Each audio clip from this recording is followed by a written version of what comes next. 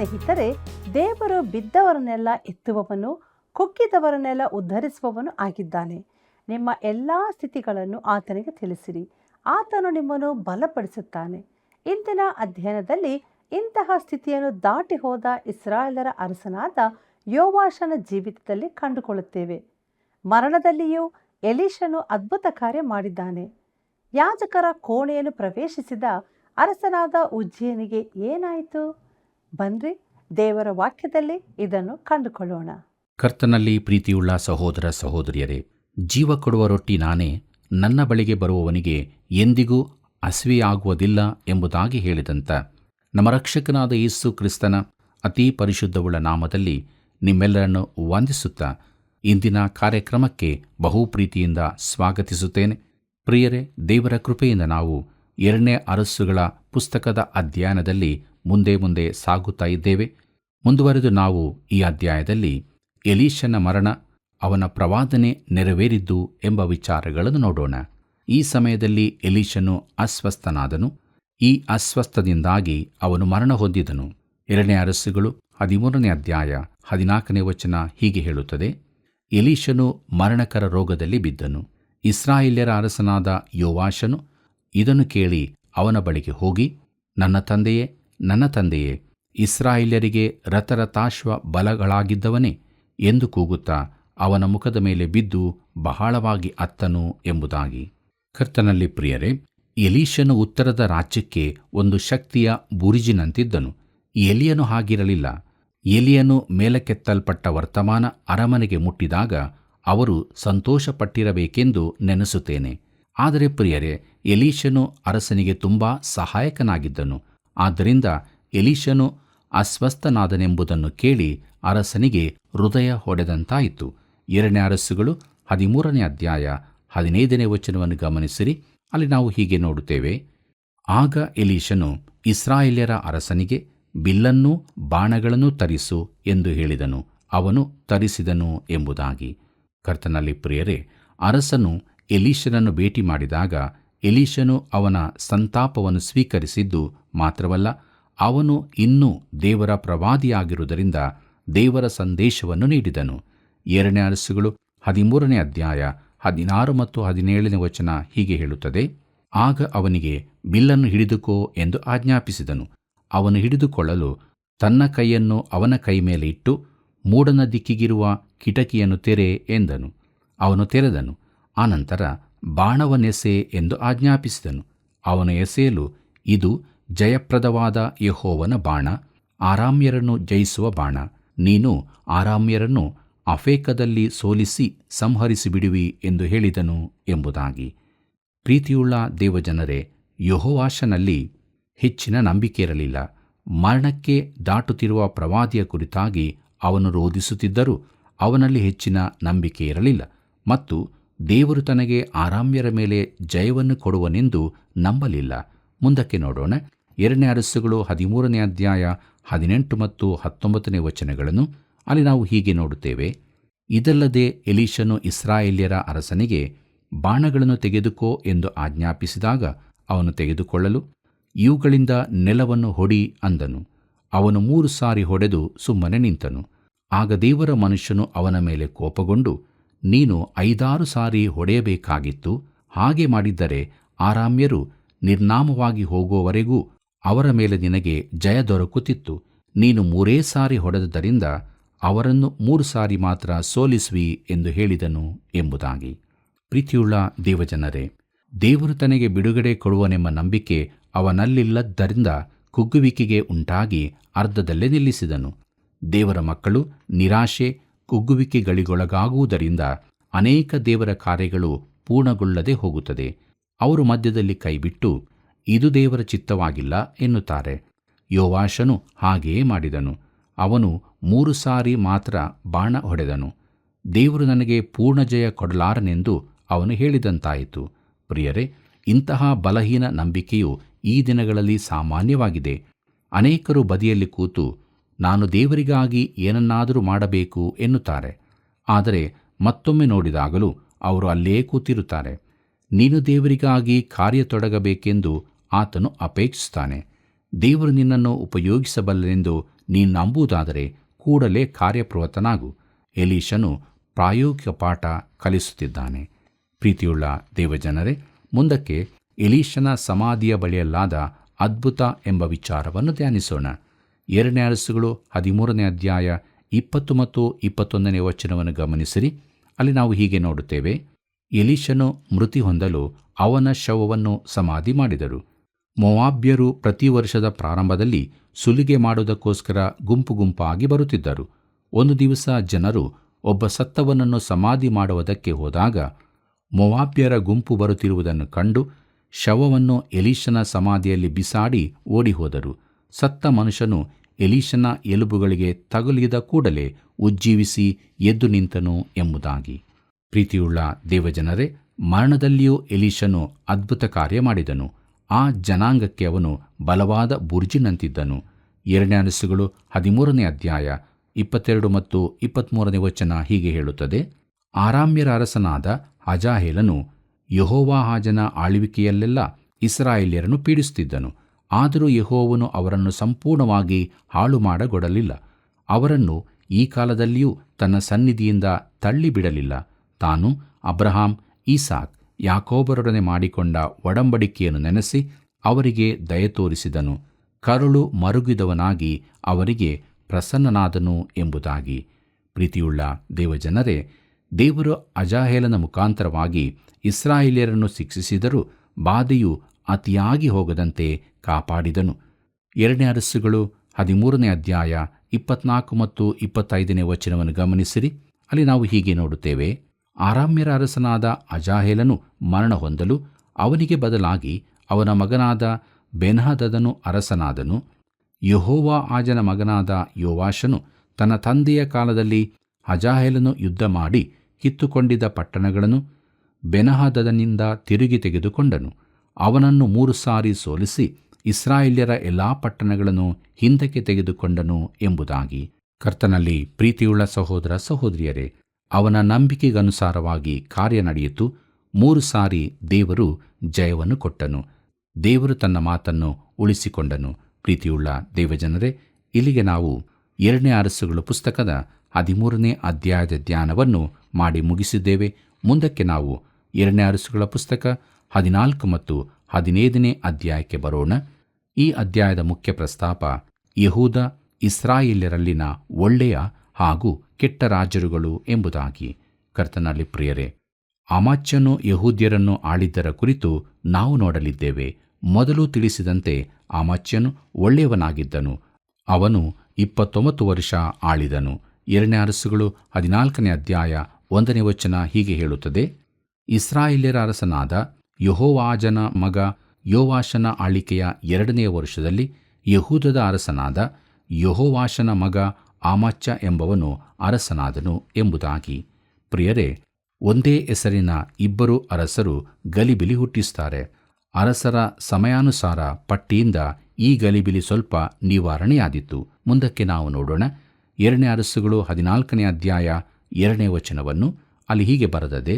ಇವನು ಪಟ್ಟಕ್ಕೆ ಬಂದಾಗ 25 ವರ್ಷದವನಾಗಿದ್ದು ಯೆರೂಸಲೇಮಿನಲ್ಲಿ 29 ವರ್ಷ ಆಳಿದನು. ಯೆರೂಸಲೇಮಿನವಳಾದ ಯೆಹೋವಾದೀನ್ ಎಂಬಾಕೆಯು ಇವನ ತಾಯಿ ಎಂಬುದಾಗಿ. ಕರ್ತನಲ್ಲಿ ಪ್ರಿಯರೇ, ಅಮಾಚ್ಯನ ತಾಯಿ ಯೆಹೋವಾದೀನ್ ಎಂಬಾಕೆ. ಈ ಅರಸರು ಒಳ್ಳೆಯವರಾಗಿದ್ದರೆ ಅದರ ಕೀರ್ತಿ ತಾಯಂದಿರಿಗೆ ಸಲ್ಲುತ್ತಿತ್ತು. ಅದೇ ರೀತಿ ಅವರು ಕೆಟ್ಟವರಾಗಿದ್ದರೂ ಅದರ ಅಪಕೀರ್ತಿಯು ತಾಯಂದಿರಿಗೆ ಸಲ್ಲುತ್ತಿತ್ತು. ಅಮಾಚ್ಯನು ಒಳ್ಳೆಯವನಾಗಿದ್ದನು, ಅವನ ತಾಯಿಯು ಒಳ್ಳೆಯವಳಾಗಿದ್ದಿರಬಹುದು. 2 ಅರಸುಗಳು 14ನೇ ಅಧ್ಯಾಯ 3ನೇ ವಚನವನ್ನು ಗಮನಿಸಿರಿ. ಅಲ್ಲಿ ನಾವು ಹೀಗೆ ನೋಡುತ್ತೇವೆ. ಇವನು ತನ್ನ ತಂದೆಯಾದ ಯೆಹೋವಾಷನ ಮಾರ್ಗದಲ್ಲಿ ತಪ್ಪದೇ ನಡೆದು ಯೆಹೋವನ ದೃಷ್ಟಿಯಲ್ಲಿ ಒಳ್ಳೆಯವನಾದನು. ಆದರೂ ತನ್ನ ಪೂರ್ವಿಕನಾದ ದಾವೀದನಷ್ಟು ಉತ್ತಮನಾಗಿರಲಿಲ್ಲ ಎಂಬುದಾಗಿ. ಪ್ರೀತಿಯುಳ್ಳ ದೇವಜನರೇ, ಯೆಹೋವಾಷನ ಮಗನಾದ ಅಮಾಚ್ಯನು ಯೆಹೂದ್ಯರ ಅರಸನಾದನು. ಅವನು ಯೆಹೋವನ ದೃಷ್ಟಿಯಲ್ಲಿ ಒಳ್ಳೆಯದಾದದ್ದನ್ನು ಮಾಡಿದನು. ಆದರೂ ಅವನು ದಾವೀದನಷ್ಟು ಒಳ್ಳೆಯವನಾಗಿರಲಿಲ್ಲ. ಈ ಸಮಯದಲ್ಲಿ 2 ರಾಜ್ಯಗಳ ನಡುವೆ ಆಂತರಿಕ ಯುದ್ಧವು ನಡೆಯುತ್ತಲೇ ಇತ್ತೆಂದು ತಿಳಿಯುತ್ತೇವೆ. 2 ಅರಸುಗಳು 14ನೇ ಅಧ್ಯಾಯ 19ನೇ ವಚನದಿಂದ 22ನೇ ವಚನದವರೆಗೆ ಗಮನಿಸಿರಿ. ಅಲ್ಲಿ ನಾವು ಹೀಗೆ ನೋಡುತ್ತೇವೆ. ಯೆರೂಸಲೇಮಿನವರು ಅವನಿಗೆ ವಿರೋಧವಾಗಿ ಒಳಸಂಚು ಮಾಡಿದ್ದರಿಂದ ಅವನು ಲಾಕೀಷಿಗೆ ಓಡಿಹೋದನು. ಆದರೆ ಅವರು ಅಲ್ಲಿಗೆ ಆಳುಗಳನ್ನು ಕಳಿಸಿ ಅವನನ್ನು ಕೊಲ್ಲಿಸಿದರು. ಅವನ ಜನರು ಅವನ ಶವವನ್ನು ಕುದುರೆಗಳಿಂದ ಯೆರೂಸಲೇಮಿಗೆ ತಂದು ದಾವೀದ ನಗರದೊಳಗೆ ಅವನ ಕುಟುಂಬ ಸ್ಮಶಾನ ಭೂಮಿಯಲ್ಲಿ ಸಮಾಧಿ ಮಾಡಿದರು. ಆನಂತರ ಎಲ್ಲ ಯೆಹೂದ್ಯರು ಕೂಡಿ 16 ವರ್ಷದವನಾದ ಅಜರ್ಯನನ್ನು ಅವನ ತಂದೆಯಾದ ಅಮಾಚ್ಯನಿಗೆ ಬದಲಾಗಿ ಅರಸನನ್ನಾಗಿ ಮಾಡಿದರು. ಅರಸನು ಪಿತೃಗಳ ಬಳಿಗೆ ಸೇರಿದ ಮೇಲೆ ಇವನು ಏಲಾತ್ ಎಂಬ ಪಟ್ಟಣವನ್ನು ತಿರುಗಿ ಯೆಹೂದ ರಾಜ್ಯಕ್ಕೆ ಸೇರಿಸಿ ಭದ್ರಪಡಿಸಿದನು ಎಂಬುದಾಗಿ. ಪ್ರೀತಿಯುಳ್ಳ ಸಹೋದರ ಸಹೋದರಿಯರೇ, ಆಮಾಚ್ಯನು ಲಾಕೀಷಿಗೆ ಓಡಿಹೋದನು. ಅಲ್ಲಿ ಒಂದು ಕೋಟೆ ಇದ್ದರಿಂದ ಅವನಿಗೆ ಭದ್ರತೆ ದೊರೆಯಿತು. ಹೀಗೆ ಅವನು ವಿರೋಧಿಗಳಿಂದ ತಪ್ಪಿಸಿಕೊಂಡನು. ಮುಂದಕ್ಕೆ ನೋಡುತ್ತೇವೆ, 2ನೇ ಯಾರೊಬ್ಬಾಮನು ಇಸ್ರಾಯೇಲ್ಯರನ್ನು ಆಳಿದ್ದು ಎಂಬುದಾಗಿ. 2ನೇ ಅರಸುಗಳು 14ನೇ ಅಧ್ಯಾಯ 23ನೇ ವಚನದಿಂದ 25ನೇ ವಚನದವರೆಗೆ ಗಮನಿಸಿರಿ. ಅಲ್ಲಿ ನಾವು ಹೀಗೆ ನೋಡುತ್ತೇವೆ, ಯೆಹೂದದ ಅರಸನು ಯೆಹೋವಾಷನ ಮಗನೂ ಆದ ಅಮಾಚ್ಯನ ಆಳಿಕೆಯ 15ನೆಯ ವರ್ಷದಲ್ಲಿ ಇಸ್ರಾಯೇಲ್ ಅರಸನಾದ ಯೋವಾಷನ ಮಗ ಯಾರೊಬ್ಬಾಮನು ಅರಸನಾಗಿ ಸಮಾರ್ಯದಲ್ಲಿ 41 ವರ್ಷ ಆಳಿದನು. ಇವನು ಇಸ್ರಾಯೇಲ್ಯರನ್ನು ಪಾಪಕ್ಕೆ ಪ್ರೇರಿಸಿದ ನೇಬಾಟನ ಮಗನಾದ ಯಾರೊಬ್ಬಾಮನ ಮಾರ್ಗವನ್ನು ಬಿಡದೆ ಯೆಹೋವನ ದೃಷ್ಟಿಯಲ್ಲಿ ದ್ರೋಹಿಯಾದನು. ಇಸ್ರಾಯೇಲ್ ದೇವರಾದ ಯೆಹೋವನು ತನ್ನ ಸೇವಕನು ಗತ್ ಹೇಫೇರಿನವನಾದ ಅಮಿತ್ಯಯ್ಯ ಮಗನೂ ಆದ ಯೋನಾ ಎಂಬ ಪ್ರವಾದಿಯ ಮುಖಾಂತರವಾಗಿ ಮುಂತಿಡಿಸಿದಂತೆ ಆಮಾತಿನ ದಾರಿಯಿಂದ ಆರಾಬಾ ತಗ್ಗಿನ ಸಮುದ್ರದವರೆಗಿದ್ದ ಇಸ್ರಾಯೇಲ್ಯರ ಮೇರೆಯನ್ನು ತಿರುಗಿ ತೆಗೆದುಕೊಂಡವನು ಇವನೇ ಎಂಬುದಾಗಿ. ಪ್ರೀತಿಯುಳ್ಳ ದೇವಜನರೇ, ಯಾರೊಬ್ಬಾಮನು ದೇವರ ದೃಷ್ಟಿಯಲ್ಲಿ ಕೆಟ್ಟದ್ದನ್ನು ಮಾಡಿದನು. ಆದರೆ ಅವನು ಇಸ್ರಾಯೇಲಿನ ಮೇರೆಯನ್ನು ಪುನಃ ಸ್ಥಾಪಿಸಿ ಅಮಿತ್ತೇಯ ಮಗನಾದ ಯೋನಾ ಎಂಬ ಪ್ರವಾದಿಯು ನುಡಿದಂತೆ ಮಾಡಿದನು.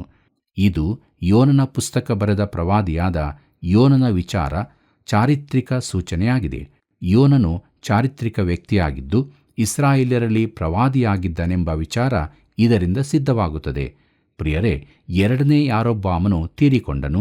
ಅವನ ಮಗನಾದ ಜಕರ್ಯನು ಅರಸನಾದನು. ನಾವು ಈ ರಾಜ್ಯದ ಕೊನೆಯ ಕಾಲಕ್ಕೆ ಹತ್ತಿರವಾಗುತ್ತಿದ್ದೇವೆ. ಪ್ರೀತಿಯುಳ್ಳ ಸಹೋದರ ಸಹೋದರಿಯರೇ, 2ನೇ ಅರಸುಗಳು 15ನೇ ಅಧ್ಯಾಯ ಮೊದಲಿನ 4 ವಚನಗಳನ್ನು ಗಮನಿಸಿರಿ. ಅಲ್ಲಿ ನಾವು ಹೀಗೆ ನೋಡುತ್ತೇವೆ, ಇಸ್ರಾಯೇಲ್ಯರ ಅರಸನಾದ ಯಾರೊಬ್ಬಾಮನ ಆಳಿಕೆಯ 27ನೆಯ ವರ್ಷದಲ್ಲಿ ಅಮಾಚ್ಯನ ಮಗನಾದ ಅಜರ್ಯನು ಯೆಹೂದದ ಅರಸನಾದನು. ಇವನು ಪಟ್ಟಕ್ಕೆ ಬಂದಾಗ 16 ವರ್ಷದವನಾಗಿದ್ದು ಯೆರೂಸಲೇಮಿನಲ್ಲಿ 52 ವರ್ಷ ಆಳಿದನು. ಯೆರೂಸಲೇಮಿನವಳಾದ ಯೆಕ್ಕೋಲ್ಯ ಎಂಬಾಕೆಯು ಇವನ ತಾಯಿ.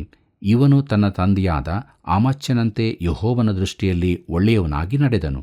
ಆದರೆ ಇವನ ಕಾಲದಲ್ಲಿಯೂ ಪೂಜಾಸ್ಥಳಗಳು ತೆಗೆಯಲ್ಪಡಲಿಲ್ಲವಾದ್ದರಿಂದ ಜನರು ಅವುಗಳಲ್ಲಿ ಯಜ್ಞಧೂಪಗಳನ್ನು ಅರ್ಪಿಸುತ್ತಿದ್ದರು ಎಂಬುದಾಗಿ. ಪ್ರೀತಿಯುಳ್ಳ ಸಹೋದರ ಸಹೋದರಿಯರೇ, ಅನೇಕ ವಿಚಾರಗಳಲ್ಲಿ ಅಜರ್ಯನು ಒಳ್ಳೆಯ ಅರಸನಾಗಿದ್ದನು. ಆದರೆ ಅವನು ಮಾಡಬಾರದ ಸಂಗತಿಯೊಂದನ್ನು ಮಾಡಿದನು. ಅವನು ಯಾಜಕನ ಕೋಣೆಯನ್ನು ಪ್ರವೇಶಿಸಿದನು. ಇದಕ್ಕೆ ಶಿಕ್ಷೆಯಾಗಿ ಅವನಿಗೆ ಕುಷ್ಠರೋಗ ಹತ್ತಿತು. ಇದರಿಂದಾಗಿ ಯೆಶಾಯನಿಗೆ ದುಃಖ ಉಂಟಾಯಿತು. ಯಾಕೆಂದರೆ ಅಜರ್ಯನ ಉತ್ತರಾಧಿಕಾರಿಗಳು ದೇಶವನ್ನು ತಿರುಗಿ ವಿಗ್ರಹಾರಾಧನೆಗೆ ನಡೆಸಬಹುದೆಂದು ಅವನು ಭಯಪಟ್ಟನು. ಅಜರ್ಯನ ಭಯವು ನಿಜವಾದದ್ದಾಗಿತ್ತು. ಅವನ ಮೊಮ್ಮಗನು ಹಾಗೆಯೇ ನಡಕೊಂಡನು. ಉಜ್ಜಿಯನ ಆಳಿಕೆಯ ಕುರಿತು ನಾವು ಪೂರ್ವಕಾಲ ವೃತ್ತಾಂತ ಹಾಗೂ ಯೆಶಾಯನ ಪ್ರವಾದನೆಗಳ ಅಧ್ಯಯನ ಕಾಲದಲ್ಲಿ ಚೆನ್ನಾಗಿ ತಿಳಿದುಕೊಳ್ಳೋಣ. ಪ್ರಿಯರೇ, ಇಸ್ರಾಯೇಲ್ ರಾಜ್ಯದಲ್ಲಿ ಯೇಹುವಿನ ವಂಶದವರಲ್ಲಿ ಕೊನೆಯವನಾದ ಜಕರ್ಯನು ಶಲ್ಲೂಮನಿಂದ ಕೊಲ್ಲಲ್ಪಟ್ಟನು. ಜಕರ್ಯನು 6 ತಿಂಗಳು ಮಾತ್ರ ಅರಸನಾಗಿದ್ದನು. ಶಲ್ಲೂಮನು ಕೂಡ ಹೆಚ್ಚು ಕಾಲ ಬಾಳಲಿಲ್ಲ. ಅವನು 1 ತಿಂಗಳು ಮಾತ್ರ ಆಳಿದನು. ಅವನು ಮೆನಾಹೇಮನಿಂದ ಕೊಲ್ಲಲ್ಪಟ್ಟನು. ಮೆನಾಹೇಮನು 10 ವರ್ಷಗಳ ಕಾಲ ಆಳಿದನು. ಇವನು ಯಾರೊಬ್ಬಾಮನಂತೆಯೇ ದುಷ್ಟನಾಗಿ ನಡೆದನು. ಕರ್ತನಲ್ಲಿ ಪ್ರಿಯರೇ, ಈ ಸಮಯದಲ್ಲಿ ಆಶೂರ್ ದೇಶದ ಅರಸನಾದ ಪೂಲನೆಂಬವನು ಇಸ್ರಾಯೇಲ್ಯರ ಮೇಲೆ ದಂಡೆತ್ತಿ ಬಂದನು. ತನ್ನ ರಾಜ್ಯವನ್ನು ಉಳಿಸಿಕೊಳ್ಳುವುದಕ್ಕೋಸ್ಕರ ಮೆನಾಹೇಮನು ಪೂಲನಿಗೆ 3,000 ತಲಾಂತು ಬೆಳ್ಳಿಯನ್ನು ಕಾಣಿಕೆಯಾಗಿ ಒಪ್ಪಿಸಿದನು. ಅದು ರಾಜ್ಯಕ್ಕೆ ಒಂದು ಕತ್ತಲೆಯ ಅವಧಿಯಾಯಿತು. ಅವನ ಮರಣ ನಂತರ ಅವನ ಮಗನಾದ ಪೆಕಾಹನು ಅರಸನಾಗಿ 2 ವರ್ಷ ಮಾತ್ರ ಆಳಿದನು. ಅವನ ಸೇನಾಪತಿಯಾಗಿದ್ದ ಪೆಕಾಹನು ಒಳಸಂಚು ಮಾಡಿ ಅವನನ್ನು ಕೊಂದನು. ಪ್ರಿಯರೇ, ಪೆಕಾಹನ ಆಳಿಕೆಯ ಕಾಲದಲ್ಲಿ ಆಶೂರ್ ದೇಶದ ಅರಸನಾದ ತಿಗ್ಲತಿಪಲೇಸರನೆಂಬವನು ಇಸ್ರಾಯೇಲ್ಯರಿಗೆ ವಿರುದ್ಧವಾಗಿ ಬಂದು ನಫ್ತಾಲಿ ಕುಲದವರನ್ನು ಸೆರೆಯಾಗಿ ಕೊಂಡೊಯ್ದನು. ಪೆಕಾಹನು ಓಷೇಯನಿಂದ ಕೊಲ್ಲಲ್ಪಟ್ಟನು. ಯಹೂದದಲ್ಲಿ ಯೋತಾಮನು ಆಳಿಕೊಂಡಿದ್ದು ಅವನು ಒಳ್ಳೆಯ ಅರಸನೆಂಬ ಹೆಸರನ್ನು ಹೊಂದಿದನು. ಪ್ರೀತಿಯುಳ್ಳ ದೇವಜನರೇ, ಮುಂದಕ್ಕೆ ನಾವು ಯೋತಾಮನು ಯಹೂದವನ್ನು ಆಳಿದ್ದು ಎಂಬ ವಿಚಾರವನ್ನು ನೋಡೋಣ. ಈಗ ನಾವು ಯಹೂದದ ಅರಸರ ಕುರಿತಾಗಿ, ಅದರಲ್ಲಿನ ಅಜರ್ಯನ ಕುರಿತಾಗಿ ನೋಡೋಣ. 2ನೇ ಅರಸುಗಳು 15ನೇ ಅಧ್ಯಾಯ 33ನೇ ವಚನ ಹೀಗೆ ಹೇಳುತ್ತದೆ: ಯೋತಾಮನು ಪಟ್ಟಕ್ಕೆ ಬಂದಾಗ 25 ವರ್ಷದವನಾಗಿದ್ದನು. ಇವನು ಯೆರೂಸಲೇಮಿನಲ್ಲಿ 16 ವರ್ಷ ಆಳಿದನು. ಚಾದೋಕನ ಮಗಳಾದ ಯೆರೂಷಾ ಇವನ ತಾಯಿ ಎಂಬುದಾಗಿ. ಪ್ರೀತಿಯುಳ್ಳ ದೇವಜನರೇ, ಅವನು ಒಳ್ಳೆಯ ಅರಸನಾಗಿ ಪರಿಗಣಿಸಲ್ಪಟ್ಟನು. ದೇವರು ಅವನ ತಾಯಿಯ ಹೆಸರನ್ನೂ ಬರೆಸಿದನು. ಪ್ರೀತಿಯುಳ್ಳ ಸಹೋದರ ಸಹೋದರಿಯರೇ, ಕೊನೆಯದಾಗಿ ನಾವು 2ನೇ ಅರಸುಗಳು 15ನೇ ಅಧ್ಯಾಯ 34 ಮತ್ತು 35ನೇ ವಚನವನ್ನು ಗಮನಿಸೋಣ. ಅಲ್ಲಿ ನಾವು ಹೀಗೆ ನೋಡುತ್ತೇವೆ: ಇವನು ತನ್ನ ತಂದೆಯಾದ ಉಜ್ಜಿಯನಂತೆ ಯೆಹೋವನ ದೃಷ್ಟಿಯಲ್ಲಿ ಒಳ್ಳೆಯವನಾಗಿದ್ದನು. ಆದರೆ ಇವನ ಕಾಲದಲ್ಲಿ ಪೂಜಾ ಸ್ಥಳಗಳು ಇನ್ನೂ ತೆಗೆಯಲ್ಪಡಲಿಲ್ಲವಾದ್ದರಿಂದ ಜನರು ಅವುಗಳಲ್ಲಿ ಯಜ್ಞ ಧೂಪಗಳನ್ನು ಸಮರ್ಪಿಸುತ್ತಿದ್ದರು. ಯೆಹೋವನ ಆಲಯಕ್ಕೆ ಮೇಲಣ ಹೆಬ್ಬಾಗಲನ್ನು ಇಡಿಸಿದವನು ಇವನೇ ಎಂಬುದಾಗಿ. ಪ್ರೀತಿಯುಳ್ಳ ಸಹೋದರ ಸಹೋದರಿಯರೇ, ಆದರೆ ಇಸ್ರಾಯೇಲ್ಯರನ್ನು ಮುಂದೆ ಸೆರೆಗೆ ಒಯ್ಯಲ್ಪಡುವುದಕ್ಕೆ ಕಾರಣವಾದ ವಿಗ್ರಹಾರಾಧನೆಯನ್ನು ಇವನು ನಾಶ ಮಾಡಲಿಲ್ಲ. ಪ್ರಿಯರೇ, ಮುಂದಿನ ಕಾರ್ಯಕ್ರಮದಲ್ಲಿ 16ನೇ ಅಧ್ಯಾಯವನ್ನು ಆರಂಭಿಸುವಾಗ ನಿಮಗೆ ಚರಿತ್ರೆಯಲ್ಲಿ ಆಸಕ್ತಿ ಇದ್ದರೆ ಈ ಭಾಗ ನಿಮಗೆ ತುಂಬ ಆಸಕ್ತಿದಾಯಕವಾಗಿರಬಹುದು. ಆತ್ಮಿಕ ಪಾಠಗಳಿಗಾಗಿ ಎದುರು ನೋಡುವವರಾದರೆ ಕೆಲವು ಪ್ರಾಯೋಗಿಕ ಪಾಠಗಳೂ ಸಿಗಬಹುದು. ಈ ಭಾಗದಲ್ಲಿನ ದೇವರ ವಾಕ್ಯವು ಬಹಳಷ್ಟು ಸಹಾಯಕವಾದದ್ದಾಗಿದೆ. ಈ ಎಲ್ಲ ಘಟನೆಗಳು ನಮಗೆ ನಿದರ್ಶನ ರೂಪವಾಗಿವೆ ಎಂಬುದನ್ನು ಮರೆಯದಿರಿ. ಆದ್ದರಿಂದ ಪ್ರಿಯರೇ, ಮುಂದಿನ ಕಾರ್ಯಕ್ರಮದಲ್ಲಿ ದೇವರ ವಾಕ್ಯವನ್ನು ಅಧ್ಯಯನ ಮಾಡುವುದಕ್ಕಾಗಿ ಪ್ರಾರ್ಥನಾಪೂರ್ವಕವಾಗಿ ನೀವು ಸಿದ್ಧರಾಗಬೇಕಾಗಿ ಪ್ರೀತಿಯಿಂದ ಕೇಳಿಕೊಳ್ಳುತ್ತೇನೆ. ಕರ್ತನಲ್ಲಿ ಪ್ರಿಯರೇ, ದೇವರ ವಾಕ್ಯವು ವಿವಿಧ ರೀತಿಯ ಅರಸರುಗಳ ಜೀವಿತ, ದೇವರು ಅವರನ್ನು ನಡೆಸಿದ್ದು, ಅವರು ತಪ್ಪಿದಾಗ ದೇವರು ಅವರನ್ನು ದಂಡಿಸಿದ್ದು ಎಂಬ ವಿಚಾರಗಳನ್ನು ನಾವು ಧ್ಯಾನಿಸಿದ್ದೇವೆ. ದೇವರು ನಮ್ಮ ಸಂಗಡ ಮಾತನಾಡಿ ನಮಗೆ ಬಹು ಅಗತ್ಯವಾದ ವಿಚಾರಗಳನ್ನು ತಿಳಿಸಿದ್ದಾನೆ. ಆದ್ದರಿಂದ ದೇವರ ಮಾತಿಗೆ ನಾವು ವಿಧೇಯರಾಗೋಣ. ನಮ್ಮಲ್ಲಿರುವಂಥ ತಪ್ಪು, ಅಪರಾಧ, ಪಾಪಗಳನ್ನು ಒಪ್ಪಿಕೊಳ್ಳೋಣ. ನಾವು ದೇವರನ್ನು ಪ್ರೀತಿಸುತ್ತಾ ಆತನ ವಾಕ್ಯವನ್ನು ಕೈಕೊಂಡು ಧನ್ಯತೆಯ ಜೀವಿತವನ್ನು ಜೀವಿಸೋಣ. ಈ ರೀತಿಯಾಗುವಂತೆ ದೇವರು ತಾನು ನಮಗೆ ಸಹಾಯ ಮಾಡಿ ನಡೆಸಲಿ. ಕರ್ತನ ಕೃಪೆಯು ಸದಾ ನಿಮ್ಮ ಸಂಗಡ ಇರಲಿ. ಎಲೀಷನು ಉತ್ತರದ ರಾಜ್ಯಕ್ಕೆ ಒಂದು ಶಕ್ತಿಯಾಗಿದ್ದನು. ಅವನ ಅಸ್ವಸ್ಥತೆಯು ಅರಸನಾದ ಯೋವಾಷನಿಗೆ ಬಹಳ ದುಃಖವನ್ನು ಉಂಟು ಮಾಡಿತು. ಪ್ರಿಯರೇ, ಪ್ರತಿಯೊಬ್ಬ ವಿಶ್ವಾಸಿ ಲೋಕದಲ್ಲಿ ದೇವರ ಶಕ್ತಿಯಾಗಬೇಕು. ಇದರಿಂದಾಗಿ ಅನೇಕರಿಗೆ ಆತ್ಮಿಕ ಪ್ರಯೋಜನವಾಗುತ್ತದೆ.